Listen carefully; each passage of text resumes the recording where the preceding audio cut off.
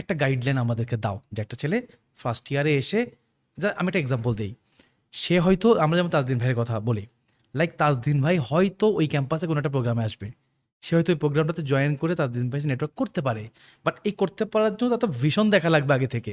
তো ভিশনের একটা guide road map তো তুমি দিলা, এই নেটওয়ার্কিংটা সে কীভাবে করবে, এই রোড ম্যাপটা দরকার এখন আমাদের। আমি আমার নেটওয়ার্কিং এক্সাম্পলটা দিই, যে how I started from a very remote place of Bangladesh. আমি উত্তরবঙ্গ বিলং করি, স্পেসিফিক্যালি বলতে গেলে রংপুর থেকে বিলং করি। অ্যান্ড ইউ নো যে রংপুরের দিকে অনেক অপরচুনিটি পৌঁছায় না, এবং নট অনলি রংপুর, দেখা যায় অনেক যেসব রিমোট এরিয়াজ আছে বাংলাদেশে সেভাবে আপনার অপরচুনিটি পৌঁছায় না।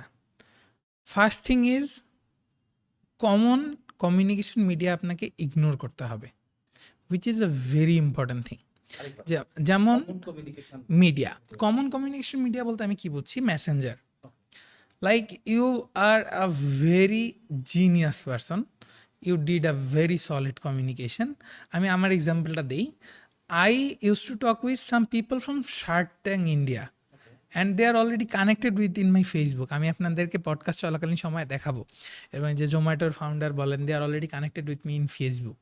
এটা এমন না, আমি প্রথমে I did the mistake as well. কীরকম? আমি ওদেরকে মেসেঞ্জারে টেক্সট দিতাম, hello this is Labiya Hasan, I did this work. So আমার প্রোফাইল তো অনেক ভারী, but it won't work because they don't check Messenger.